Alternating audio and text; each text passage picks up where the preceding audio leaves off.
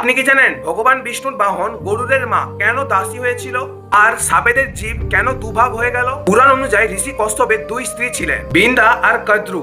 দুই বোনের মধ্যে ভালোবাসা কম, হিংসা বেশি দেখা যেত।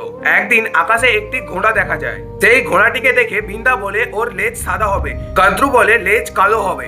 এই নিয়ে তাদের দুজনের মধ্যে শর্ত লাগে, যে শর্ত জিতবে তার অপরজন তার দাসী হবে। কিন্তু কদ্রু ছলনা করে এবং তার নাগপুত্রকে আদেশ করে লেজটিকে কালো দেখিয়ে দাও। বিন্দা হেরে যায় এবং তার বোনের দাসী হয়ে যায়। গরুর নিজের মাকে এই অবস্থায় দেখে অনেক ক্রোধিত হয় এবং বলে আমার মাকে মুক্ত করো। তখন নাগেরা উত্তরে বলেছিল, স্বর্গ থেকে আমাদের জন্য অমৃতের কলসি এনে দাও। দেবতাদের সঙ্গে লড়াই করে গরুর অমৃতের কলসি নিয়ে আসে।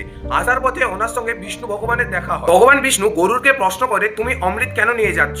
গরু তখন উত্তরে বলেছিল, এটা আমার মায়ের মুক্তির জন্য।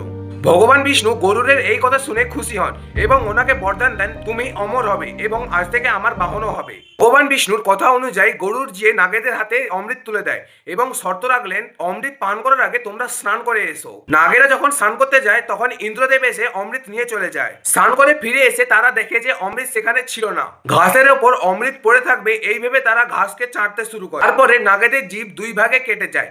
এরপর থেকে আমরা সাপের জীব সবসময় কাটাই দেখে